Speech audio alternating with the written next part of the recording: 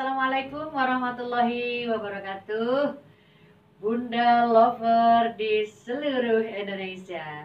Kali ini saya akan bertemu, mengundang dan sekaligus teman saya yang selalu mendampingi saya kemana-mana. Kebetulan sedang paspri ya, sedang libur. Siapa dia? Terarang, inilah dia. Nah.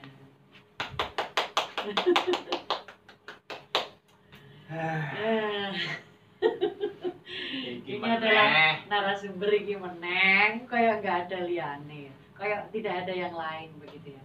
Baik, ini saya sedang berada di Alana Hotel Yogyakarta. Jalan apa, Mas? Jalan Tentara Palagan.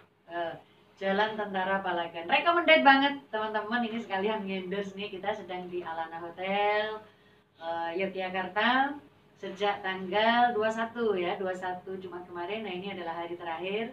Saya memanfaatkan situasi ini untuk berbagi teman-teman seputar apa ya, dia kan orang geografi nih.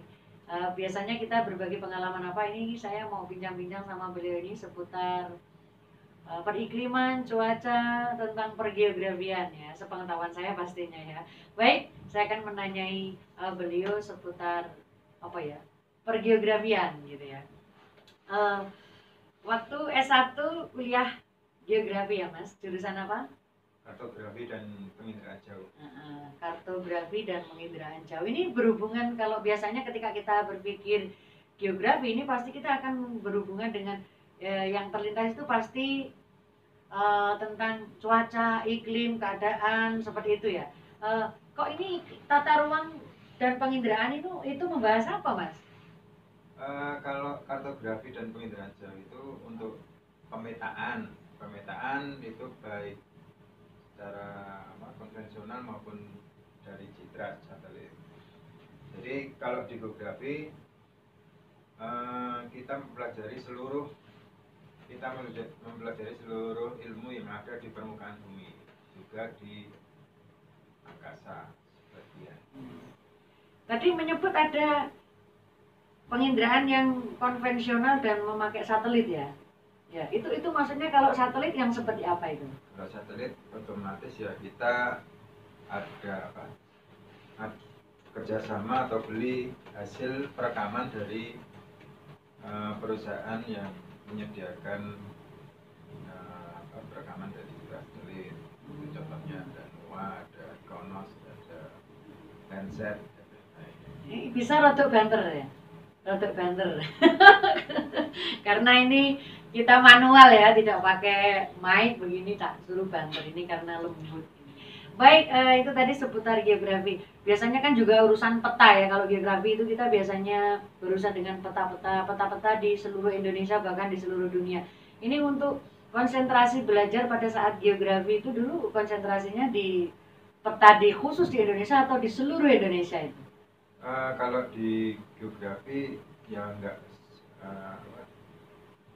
di geografi fakultas itu ada namanya Puspik, itu kerjasama dari geografi dengan Bako Surtanal atau sekarang yang disebut BIG, Badan Informasi Geospasial.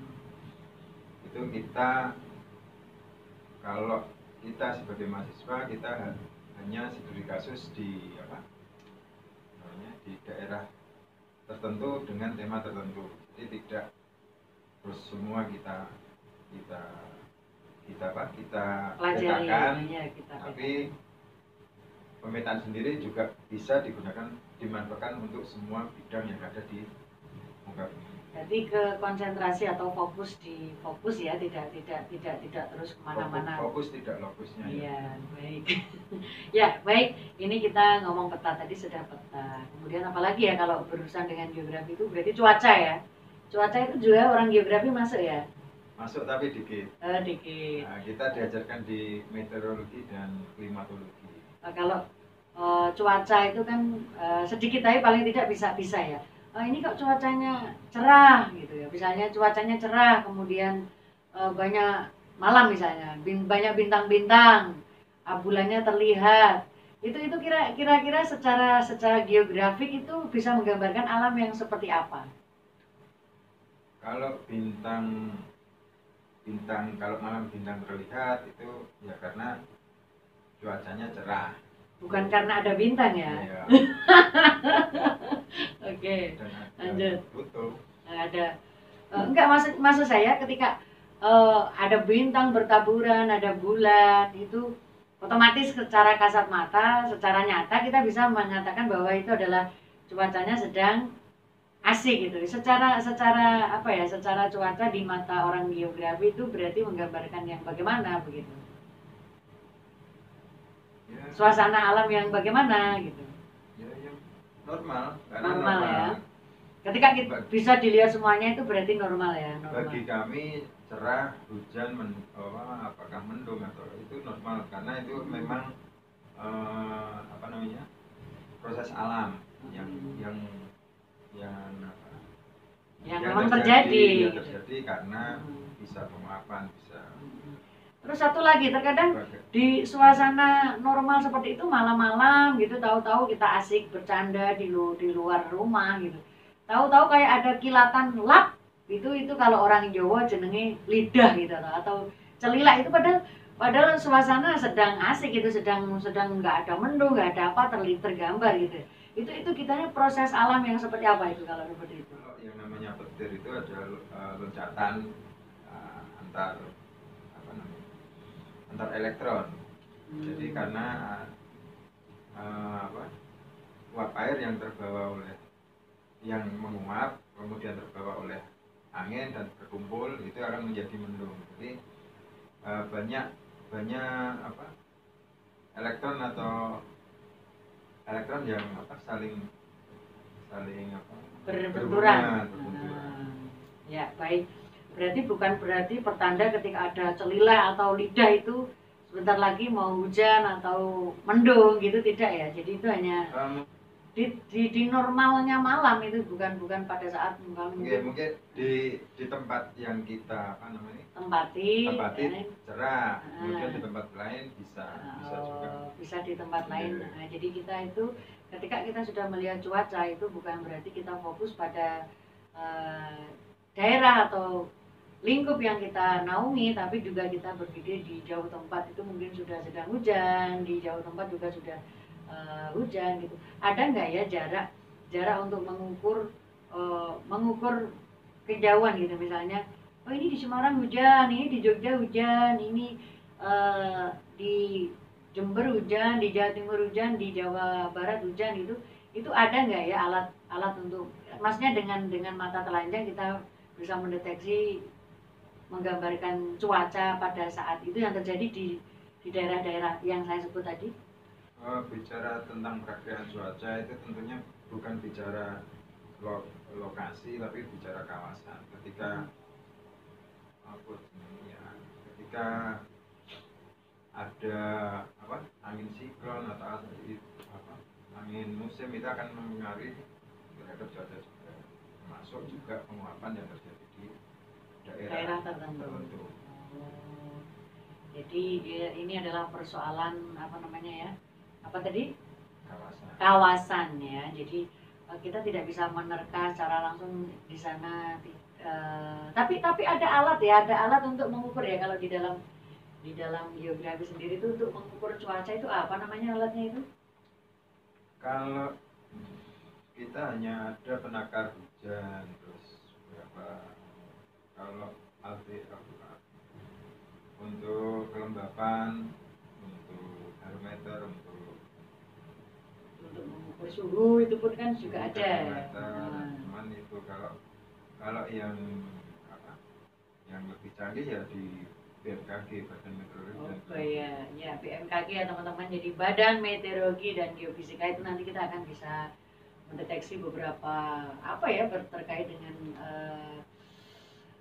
bumi Indonesia itu dari berbagai sudut, dari segala aspek, dari sudut pandang begitu, itu akan lebih lengkap begitu ya.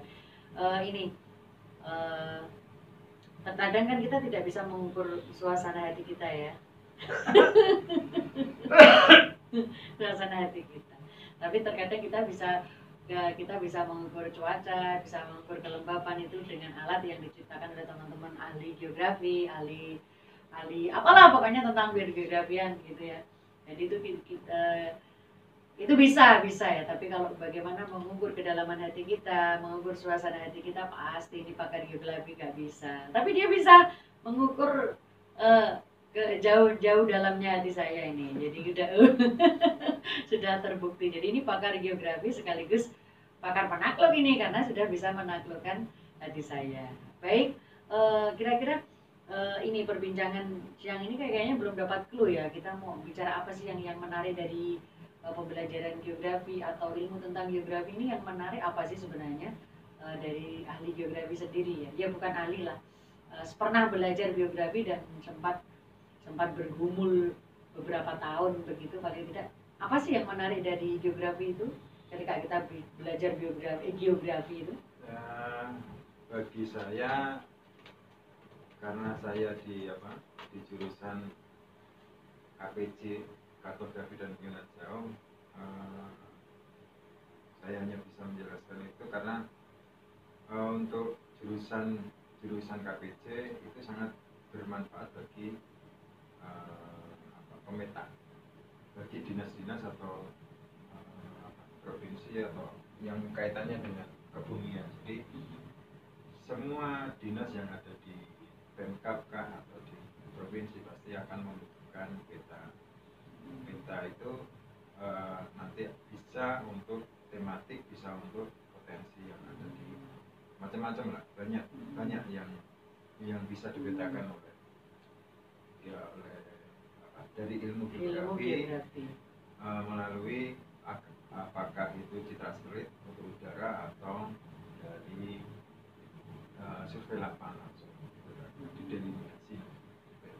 Baik, ini dari segi kegunaan ya, utility ya, dalam ilmu sastra itu ada utility ya, kegunaan.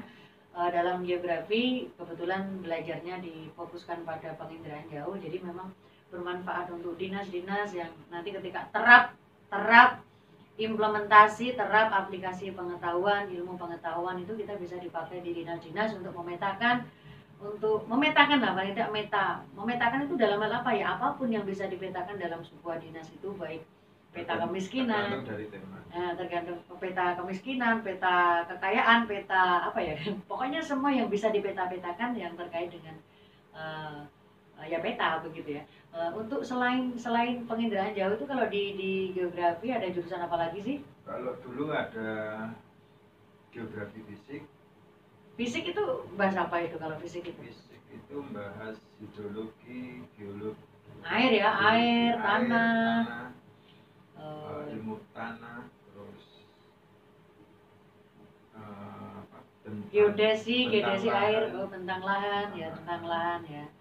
Oh baik, itu kalau fisik. Nah, ada lagi apa lagi itu kalau di geografi? Penginderaan dan perencanaan. Ini perencanaan dan pengembangan wilayah. Nah, ini berkaitan dengan wilayah tertentu ya. Perencanaan. Kalau di teknik mungkin planologi, terus kemudian yang keempat itu geografi manusia. Jadi tentang penyebaran penduduk ya. Ya, itu baik. Jadi ketika kita berbicara geografi itu ternyata luas sekali ya. Jadi kita bisa konsentrasi di fokus kemanusiaannya, bisa di pemetaannya, bisa di penginderaannya, bisa di fisiknya. Jadi ini hanya belajar sekelumit tentang geografi. Jadi nanti lain waktu jika saya bertemu dengan teman-teman dari jurusan-jurusan atau spesifik pengetahuan, nanti kita bisa berbagi. Baik. Begitu teman-teman, saya masih di Alana Hotel di sini. Teman-teman kalau ke Jogja jangan lupa ya mampir di sini, bisa berkumpul dengan keluarga.